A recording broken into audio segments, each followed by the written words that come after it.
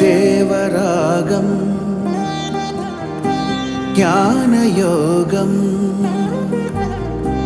వ్యాసపీఠం బహువేదశాస్త్రం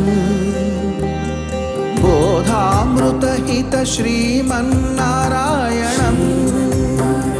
శివగౌరీ సంభాషిత సకల పురాణం అష్టాక్షరి పంచాక్షరి మంత్రావరణం అఖిల దేవతా సంస్తుతి పారాయణం జయమంగళకరమీ ప్రవచన శ్రవణం అనుదినము శుభము సుఖము జీవన గమనం దేవరాగం జ్ఞానయోగం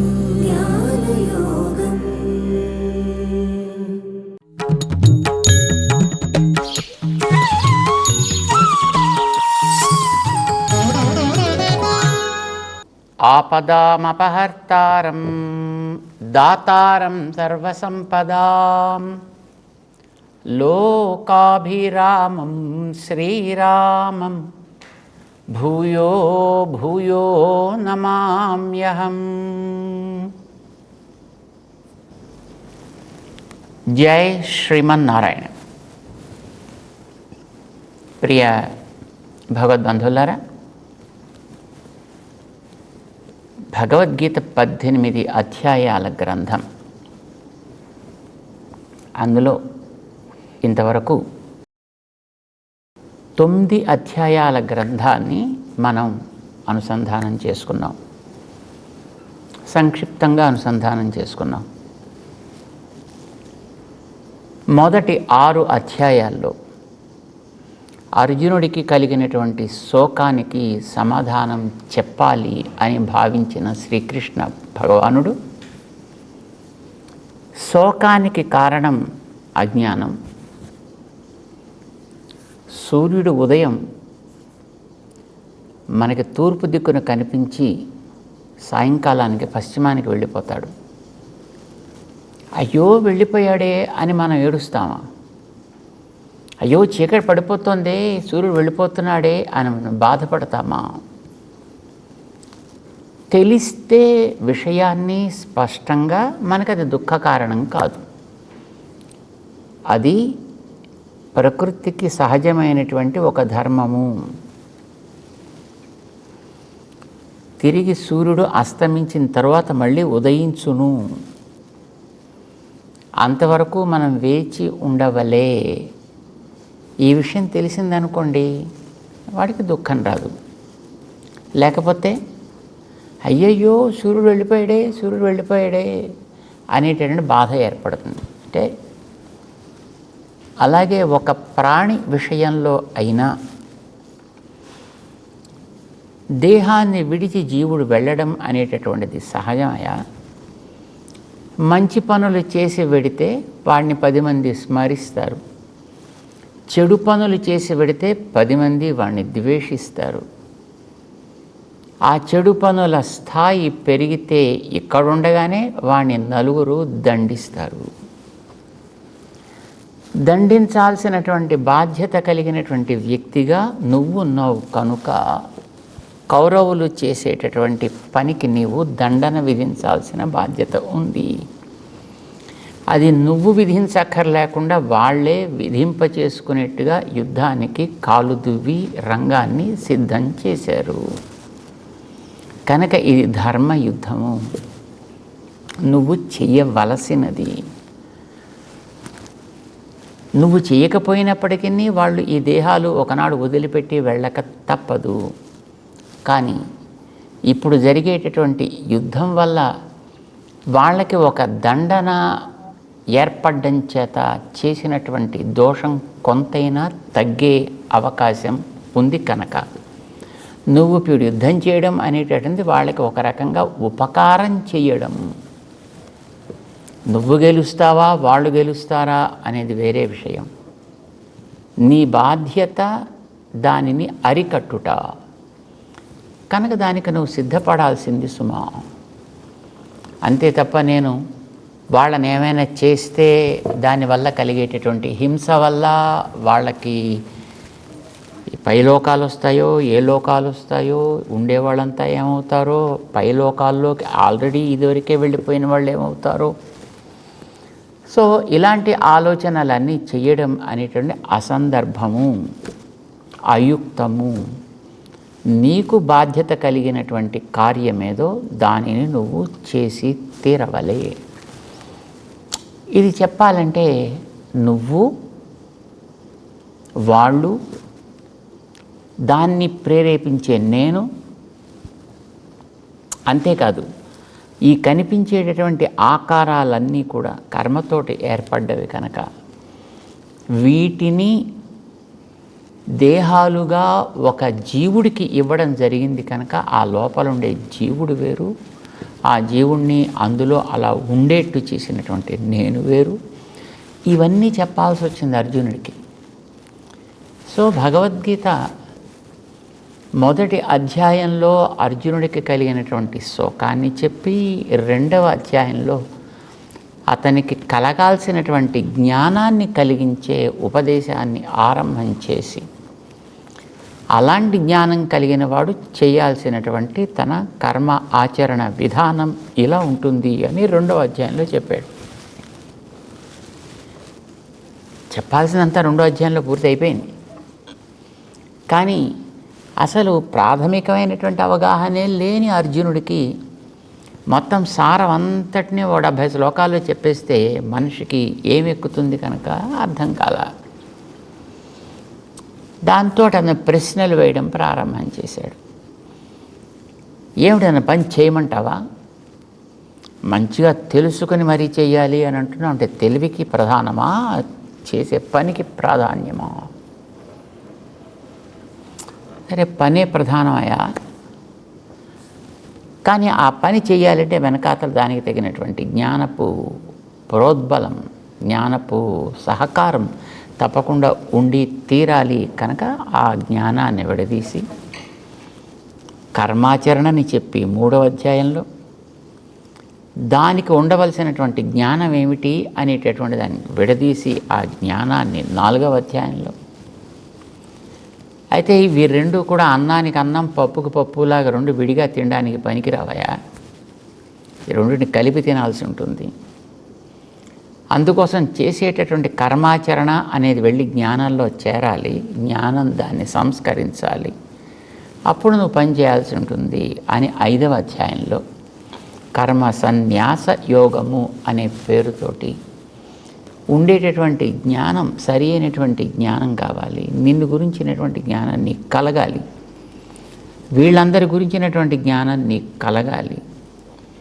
సరే, ఈ శరీరాలు ఉన్నంత వరకు వాటికి తగినటువంటి పనులు అవి చేయక తప్పవు కనుక ఆ చేసేటప్పుడు ఆ పనిని ఈ జ్ఞానంలోకి చేరేట్టు చేయాలి. అలా చేసినట్టయితే ఆ కర్మని మళ్ళీ మన మీద ఒక బంధంగా, మన మీద మళ్ళీ ఒక బాధ్యతగా, మన మీద మళ్ళీ ఒక బరువుగా అది చేరకుండా ఉండేట్టుగా దాన్ని సంస్కరిస్తుంది ఈ జ్ఞానం అనేటటువంటిది. కనుక జ్ఞానం అనేది ఒక పడవ సుమా అని చెప్పాడు. ఓ, అయితే ఒక పడవ అయితే శుభ్రంగా దాంట్లో దాటి అవతలికి వెళ్ళిపోయినా మళ్ళీ ఆ నీళ్ళైతే అక్కడే ఉంటాయి కదా, మళ్ళీ వచ్చి దాంట్లో పడతామేమో అని సంశయం అర్జునుడికి కలగొచ్చును అని అనుకుని, కలిగిందో లేదో మనకి తెలియదు, కానీ కలగడానికి అవకాశం ఉంటుంది కనుక అలా కాదబ్బాయి, జ్ఞానం అనేది ఒక అగ్ని లాంటిది, మనం చేసే కర్మ అనేది ఎండు కట్టెల లాంటిది. ఎండు కట్టెలని అగ్నితో చేర్చినప్పుడు ఆ కట్టెల స్వరూపాన్ని పూర్తిగా నాశనం చేసి పారేస్తుంది. కనుక జ్ఞానం అనే అగ్ని ఏధాంసి సమిద్ధ అగ్ని భస్మసాత్ కురుతే, అది బూడిద చేసినట్లుగా కర్మలన్నీ కూడా తిరిగి మళ్ళీ ఫలాన్ని నీ మీద ఆరోపించే స్థితిని అవి కోల్పోతాయి. నీకు కావలసినటువంటి మంచి జ్ఞానం ఏదో దాన్ని అవి ఇస్తుంది. ఇది కర్మ సన్యాసం అనే పేరుతోటి 5వ అధ్యాయంలో చెప్పాడు. సరే, అది మరి సాధించాలంటే ఇది చెప్పడానికి బాగుంది, ఇది మనకి వినడానికి బాగుంది, కానీ అది మనకి అలవాడాలి కదా. మనం చేసే పని ఆ రకమైనటువంటి స్థితిలోకి వెళ్ళి చేరాలి కదా. దానికోసం ఒక సాధన చెప్పాల్సి వచ్చింది. 6వ అధ్యాయాన్ని దానికోసం కేటాయించాడు. మనో నిగ్రహం అంటే ఏమిటి? ఆత్మ సంయమనము అని పేరు పెట్టి దానికి ఎలా కూర్చోవాలి, ఎలా సాధన చేయాలి, ఎలా ఆలోచించాలి, ఎలా తినాలి, ఎలా తాగాలి, ఎలా తిరగాలి, ఎలా మాట్లాడాలి, ఎలా వ్యవహరించాలి, ఇందులో ప్రతి పనిని మనం సంస్కరించుకోవాల్సిందే. వీటన్నిటినీ గురించి చక్కటి వివరణ ఇచ్చాడు 6వ అధ్యాయంలో. ఇలా కనుక నువ్వు అభ్యాసం చేసినట్లయితే నీకు తప్పకుండా నువ్వంటే ఏమిటో ముందర నీకు స్పష్టంగా తెలుస్తుంది, వీళ్ళందరూ అంటే ఏమిటో నీకు స్పష్టంగా అవగాహన ఏర్పడుతుంది అన్నాడు ఆయన. దాంట్లో అలా చెబుతూ చివరికి నువ్వు కూడా చక్కగా మంచి మంచి యోగా అభ్యాసాన్ని చేయబోయ్ అన్నాడు. అర్జునుడికి బాగా నచ్చినట్టు అనిపించింది. ఎందుకంటే ఏమైనా యుద్ధం మానేద్దామని అతని ఉద్దేశం, తన బాధ్యత నుంచి బయటికి పోవాలి అనేది అతని కోరిక. మంచిది, బాగుంది, చక్కగా యోగాభ్యాసమే చాలా సుఖంగా ఉంటుంది. హాయిగా వెళ్ళి ఎక్కడో చోట కూర్చున్నట్టయితే ఏదో పూట కింద ఎవడో పట్టుకొచ్చి పెడుతుంటాడు, ఏదో కాస్త 2 మెతుకులు వేసుకుంటే మళ్ళీ హాయిగా సుఖంగా కూర్చుని ఉండొచ్చు ఎక్కడో చోట అన్నట్టుగా అనిపించింది అతనికి. కానీ అందరూ చివరికి వచ్చేటప్పటికి ఈ యోగం చాలా మంచిదే, కానీ ఇలా చేసేటటువంటి యోగం వల్ల నీ మనస్సు శుద్ధి అయి నువ్వు చేసేటటువంటి పనిని ఇటు ప్రకృతి మీదైనా లేదు ఆ వెనకుండే పరమాత్మ మీదైనా దాన్ని వదిలిపెట్టాల్సి ఉంటుందా? నేను చేస్తున్నాను అని అనుకోవడానికి వీల్లేదు. అలా వదిలిపెట్టేస్తే నీకు అది బాధకం కాకుండా ఉంటుంది అని చెప్పాడు ఆయన. కానీ ప్రకృతి ఎప్పుడు కూడా అచేతనం, దానికి జ్ఞానం లేదు, తెలివి లేదు. అంటే ప్రకృతి మీద పెడితే అది ఏ రకమైనటువంటి ప్రయోజనాన్ని కలిగించదు. పక్కన ఉండేవాడిని నేను రెండో పక్కన, నా మీద పెట్టినట్టయితే నేను దాన్ని చక్కగా ఎలా సురక్షితంగా అట్టే పెట్టాలి, నీకు సత్ఫలితాన్ని ఇచ్చేట్టుగా దాన్ని ఎట్లా తీర్చిదిద్దాలి అని బ్యాంకులో చూడండి మంచి స్కీమ్స్లో వేసినటువంటి ధనాన్ని మంచి వడ్డీతోటి మళ్ళీ మనకి టైంకి అవసరం వచ్చినప్పుడు ఇస్తూ ఉంటాడే బ్యాంకు వాడో ఎల్ఐసి వాడో ఎవడో. అలాగా నువ్వు కనుక నా మీద పెట్టినట్టయితే దాన్ని తిరిగి మళ్ళీ ఎలా నీకు అది అందేట్టు చేయాలో దానికి కావాల్సినంత నేను చూసుకుంటానయా. ఎవడైతే నా మీద అట్లాగ బాధ్యత పెడతాడో వాడంటేనే నాకు చాలా ఇష్టం సుమా అని చెప్పేసి ఊరుకున్నాడు 6వ అధ్యాయంలో. సరే విన్నాడు, సరే ఎప్పుడో పెడదాంలే మెల్లిగాను అనుకున్నాడు ఆయన. కానీ మెల్లిగా పెడదామంటే అలాగే ఇప్పుడు యుద్ధంలో కూర్చున్నాం మనం. నేను ఇంతవరకు చెప్తున్నాను కనుక అంతా ఎక్కడ వాళ్ళు అక్కడ నిశ్శబ్దంగా కూర్చున్నారు తప్ప, నేను చెప్పడం మానేశానంటే మళ్ళీ యుద్ధం ప్రారంభం అవుతుందా? అంచేత నువ్వు ఎప్పుడో చూద్దాంలే మెల్లిగా, సరే ఎప్పుడో టైం వచ్చినప్పుడు చూద్దాం అనుకుంటే అప్పటిదాకా నువ్వు ఉండవు, నేను ఉండను. అంటే ముందు నేనంటే ఏమిటో, నా మీద ఎందుకు పెట్టాలో, ఎలా పెట్టాలో, నేనేం చేస్తానో, ఎప్పుడు చేస్తానో, చేసే ప్రాసెస్ ఏమిటో అదంతా మళ్ళీ నీకు చెప్పాలి అన్నాడు అని చెప్పడం ప్రారంభం చేశాడు ఆయన 7వ అధ్యాయంలో. నేను ఎంతవాడిని అనుకుంటున్నావు, నా మీద ఎందుకు పెట్టమనుంటున్నాను తెలుసునా అని మొదటి 6 అధ్యాయాల్లో శరీరము ఆత్మ 2 వేరు సుమా. ఇది మొట్టమొదటి మనకి తెలియాల్సిన ప్రాథమిక జ్ఞానము. మన విద్యాలయాల్లో కూడా ఇదే ప్రాథమిక జ్ఞానం కింద కలగాలండి. కానీ మనకి అది తప్ప మిగతావన్నీ ఇస్తున్నారు దురదృష్టం కొద్దిని. కృష్ణుడు 6 అధ్యాయాల్లో ప్రాథమిక విజ్ఞానాన్ని ఇచ్చాడు అర్జునుడికి. సరే అర్జునుడికి అది కలిగిన తర్వాత తానేమిటో చెప్పాల్సినటువంటి సందర్భం ఏర్పడ్డది కనుక 7వ అధ్యాయం దగ్గర నుంచి అంటే 2వ షట్టంలోంచి ఎందుకు నేను మిగతా వాటికంటే విలక్షణుడని అనే విషయాన్ని చెప్పాలి అని ఉపదేశం ప్రారంభం చేశాడు ఆయన. సరే ప్రకృతి జీవుడు రెండింటిని కూడా విడదీశాడు. ఒకటి పర, ఒకటి అపర. అపర అంటే తక్కువది, పర అంటే పైది అని అర్థం. దీనికంటే కొంచెం పైన ఉన్నతమైనది అని అర్థం అన్నమాట. సో ఈ ప్రకృతి ఎన్ని రకాలుగా ఉంటుందో, ఎన్ని కలయికగా ఉంటుందో చెప్పాడు. జీవుడు ఎలా ఉంటాడో చెప్పాడు ఆయన. 7వ అధ్యాయంలో పరాప్రకృతి అయినటువంటి జీవుడు కూడా తన ఆధీనంలోనే ఉంటాడు, ఈ ప్రకృతి తన ఆధీనంలోనే ఉంటుంది. ఇది తెలుసుకోవడం చాలా అవసరం సుమా. నీకు ప్రాపంచిక సుఖాలు కావాలన్నా, పరలోక సంబంధమైన సుఖాలు కావాలన్నా, లేదు పారమార్థికమైనటువంటి మోక్షం కావాలన్నా, ఏది కావాలన్నా నువ్వు తెలుసుకోవాల్సిన 7 అంశాలు ఉన్నాయా అని ఆపాడు అక్కడ. 8వ అధ్యాయంలో ఆ 8 అంశాలని వివరణ చేశాడు ఆయన. చేయడమే కాదు, తనని ఆశ్రయించుకొని తన మీద ఆధారపడ్డటువంటి ఆ జీవులకి తాను అందిస్తే ఎలాంటి ఫలితాలని వాళ్ళు పొందుతారో చెప్పాడు. వాళ్ళు కృషితో చేసుకుంటే ఎలాంటి ఫలితాలు వస్తాయి. ఇతరులైనటువంటి రకరకాల దేవతలు ఉన్నారు. సుమారు 33 కోట్ల మంది దేవతలు ఉన్నారు. ఈ 33 కోట్ల మంది దేవతలను ఎవరిని పట్టుకున్నా వాడి స్థాయి తగ్గట్టుగా వాడు ఇవ్వగలుగుతాడు, అంతవరకే తప్ప అది దాటి వాడు ఇవ్వలేడు. వాళ్ళు అంతవరకే చేస్తారు, వాళ్ళు ఇచ్చేది అంతవరకే ఇస్తారు. వాళ్ళని పట్టుకున్న వాళ్ళు కూడా అక్కడక్కడ దాకానే పోతారు, అంతే. కానీ నేను అట్లా కాదు, నేను దీనికి అంతటికీ మొత్తం ఓనర్ని అని అంటే మళ్ళీ చూడండి, ఓనర్షిప్లో కూడా ఒక్కొక్కడికి ఒక్కొక్క స్థానాన్ని కేటాయించినప్పుడు మళ్ళీ ఓనర్ అయినా వాడి యొక్క ఏరియాలోకి మళ్ళీ వీడైనా చెయ్యాలి అంటే మళ్ళీ వాడికి చెప్పి వాడి పర్మిషన్ తీసుకుని చేయాల్సినటువంటి అవసరం ఉంటుంది లోకంలో. ఎవడెవడికి తన దగ్గర ఉండే ఒక ఉద్యోగికైనా ఒక బాధ్యతనిచ్చిన తర్వాత దాంట్లో మళ్ళీ ఆ పైనుండే యజమాని వేలు పెట్టాలంటే మళ్ళీ ఆ ఉద్యోగిని కన్విన్స్ చేసి వాడిని ఒప్పించి వాడిని అనుకూలం చేసుకుని అప్పుడు వాడిని దాంట్లో చేయాలి. ఇది లోకంలో ఉండేటువంటి వ్యవస్థ. ఎందుకంటే లోకంలో ఎవడు స్వతంత్రులు కారు కనుక వ్యవస్థకి కూడా ఒక పద్ధతి అంటూ ఉంటుంది కనుక. కానీ నా దగ్గర అట్లాంటివి ఏం చెల్లవాయా, నేను మాస్టర్ కీ లాంటివాడిని. అంటే దేన్నైనా వెళ్ళి నేను హ్యాండిల్ చేయగలుగుతాను. ఏ స్థితిలో ఉండేవాడిని ఎప్పటికీ కూడా నేను వాడిని సవరించి కావలసిందేదో దాన్ని అందేటట్లుగా చేసేటువంటి సమర్థత కలవాడిని నేను. లోకంలో ఉండేటటువంటి మిగతా ఏ జీవులు కూడా ఇలాంటి స్థితి వాళ్ళ చేతుల్లో లేదు, వాళ్ళు చేయలేరు. ఏ దేవతలు కూడా ఆ రకమైనటువంటి స్థితి కలిగిన వాళ్ళు కారు.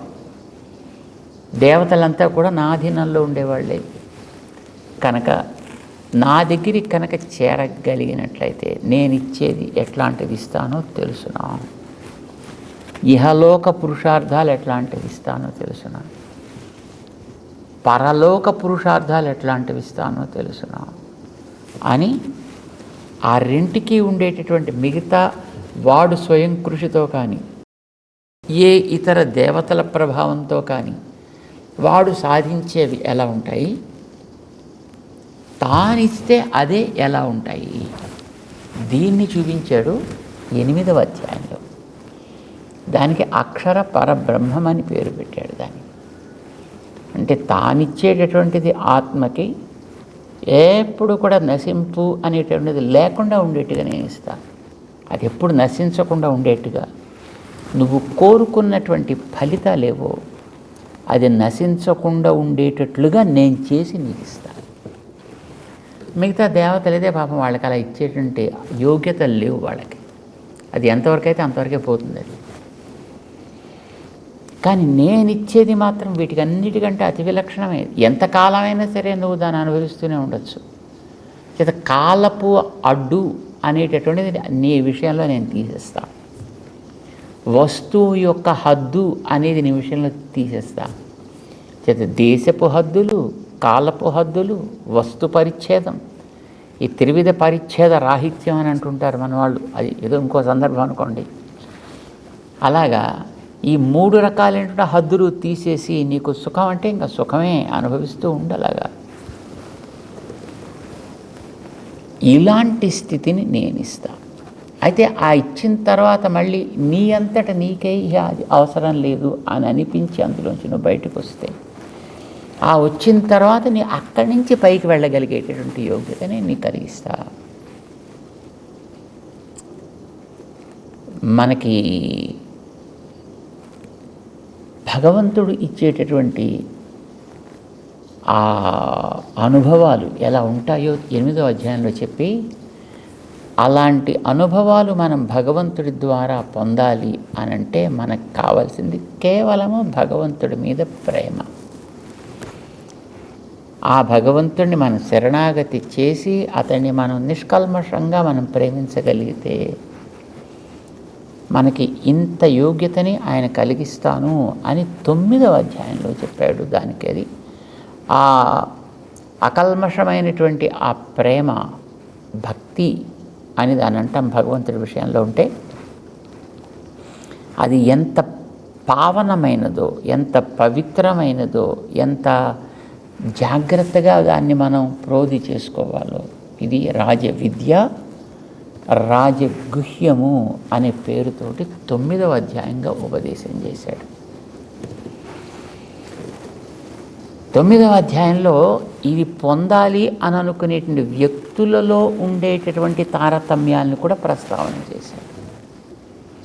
ఒకవేళ వాళ్ళు గతంలో ఉండేటటువంటి ఏవో ప్రాచీనమైనటువంటి సంస్కార ప్రభావాల చేత రకరకాలైనటువంటి స్థితుల్లో వాళ్ళు ఉన్నప్పటికీ కూడా, దోషులైనప్పటికీ కూడా, వాళ్ళు ఏ రకమైనటువంటి పాపాలు చేసిన వాళ్ళైనప్పటికీ ఎంత అపిచేత్సు దురాచార అని ఇలా చెప్పాడు ఆయన.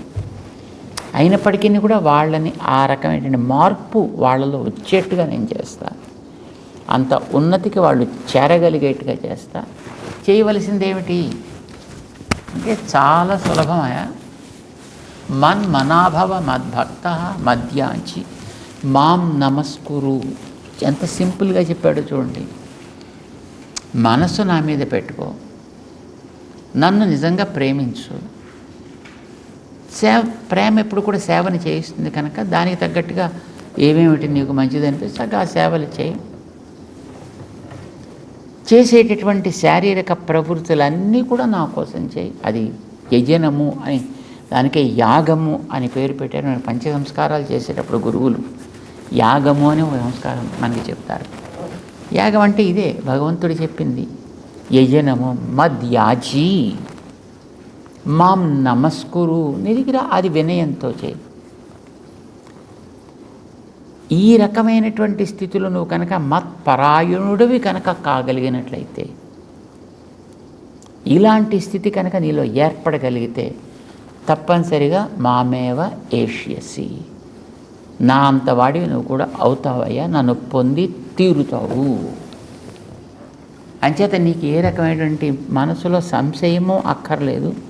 నీ బాధ్యత ప్రకారము నువ్వు చేసేటటువంటి పనులు, యుద్ధాదులు, అందులో నువ్వు బాణాలు వేయడం, బాణాలు దెబ్బలు తినడం, కొంతమంది దేహాలు వదిలిపెట్టి పోవడం, ఇట్లాంటివి జరిగినా దానివల్ల నీకు ఏ రకమైనటువంటి ఇబ్బంది రాకుండా ఉండేట్టుగా తప్పనిసరిగా అతి ఆనందానికి ధామ అయినటువంటి నన్ను తప్పకుండా పొంది తీరుతావు అని చెప్పాడు ఆయన. 9వ అధ్యాయం దాకా ఈ విషయం అంతా క్లియర్ చేసేసి యుద్ధానికి ప్రోత్సాహం చేస్తున్నాడు ఆయన. అర్జునుడికి సందేహం వచ్చింది. సరే, ఇప్పుడు నువ్వు చెప్తున్నావు బాగానే ఉంది. మన్మనాభవ మత్పరాయణుడివిక, నన్నే ఇంకా లక్ష్యంగా పెట్టుకోవని నువ్వు చెప్తున్నావు, చాలా బాగుంది. మరి నిన్ను లక్ష్యంగా పెట్టుకుంటే ఇంకా ఎంతోమంది రకరకాలైనటువంటి వాళ్ళు ఉన్నారు కదా, మరి వాళ్ళంతా ఊరుకుంటారా? నిన్నే నేను ఆశ్రయించినట్లయితే మరి వాళ్ళు ఒక్కొక్కళ్ళు ఒక్కొక్కడ ఫలితాన్ని వాళ్ళు ఇస్తారు అని అంటారు. ఏదో ఈ ఆరోగ్యం భాస్కరాదిచ్చేత్ శ్రీమిచ్చేత్ హుతాశనాత్, ఏదో ఆరోగ్యం కావాలంటే ఓ దేవతను పూజ చేయి, ఇంకోటి కావాలంటే మరో దేవతను పూజ చేయి, ఇంకోటి మరో దేవతను పూజ చేయి, ఇలా చెప్తుంటారు కదా. మరి నిన్నే చెయ్యాలి అని అంటే నువ్వు మరి అన్నిటినీ పూర్తిగా నిర్వహించే సామర్థ్యం ఉన్నవాడివా? ఈ సందేహం అర్జునుడికి మనసులో కలిగి ఉంటుంది, కానీ నోరెత్తల. 6వ అధ్యాయంలో ఆయన చెప్పిన తర్వాత ఎలాగైతే ఊరుకున్నాడో 9వ అధ్యాయంలో మత్పరాయణ అని చెప్పిన తర్వాత కూడా అలాగే ఊరుకున్నాడు. సో కృష్ణుడికి అనిపించింది, పాపం మనవాడికి ఆశ్చర్యంతో మాట రావట్లేదు, ఆనందంతో మాట రావట్లేదు, లేదు అసలు ఏమీ అర్థం కాక మాట రావట్లేదు, ఏదో ఫోన్లే దీన్ని మళ్ళీ కొంచెం విస్తరించి చెబుదాం మనవాడికి అని అనిపించి, గతంలో ఏదైతే ఈ ప్రపంచాన్నంతటినీ కళ్యాణ గుణములు కలిగిన నేనే నియంత్రిస్తున్నా, అంటే ఇవంతా కూడా నా ఆధీనంలో ఉంది సుమా అని అతను నేను చెప్పాడే. ఆధీనంలో ఉండేటటువంటి తనకి ఆధీనంలో ఉంచుకోగలిగిన అన్ని యోగ్యతలు, అన్ని గుణాలు, అన్ని రకాలైనటువంటి శక్తి విశేషాలు తనలో ఉన్నాయా లేవా అనే సందేహం అర్జునుడికి బహుశా మనసులో ఉండి ఉంటుంది. అందుకోసమే మాట్లాడితే అడిగితే బాగుంటుందేమో అని అడగటం లేదేమో, పోనీ మనమే వివరిద్దాము అని ఆయన అడగకపోయినా పాపం మనవాడు చెప్పడం ప్రారంభం చేశాడు. 10వ అధ్యాయం ప్రారంభమవుతుంది. అంటే భగవద్గీత సగ గ్రంథమైంది. 2వ భాగంలోకి మనం ప్రవేశిస్తున్నాం అన్నమాట. మొదటి షట్కం 6 అధ్యాయాలు అయిపోయింది. 2వ షట్కంలో ఉండే 6 అధ్యాయాల్లో ఒక సగమైంది. మరొక సగంలో భగవంతుడి యొక్క గుణములని ఆయన మరింత వివరించి చెప్తాడు. నిజమా, ఉంటే చూపిస్తావా అని అడుగుతాడు. చూపిస్తానని భగవంతుడు చూపిస్తాడు 11వ అధ్యాయంలో. చూసిన తర్వాత కలిగినటువంటి ఒక నిశ్చయాన్ని బలపరచడం కోసమని దాన్ని మరింత బలపరిచేటటువంటి ఉపదేశం చేస్తాడు 12వ అధ్యాయంలో. ఇది 2వ షట్కం అన్నమాట. 10వ అధ్యాయాన్ని మనం ఇప్పుడు ప్రారంభం చేసుకోబోతున్నాం. జై శ్రీమన్నారాయణ.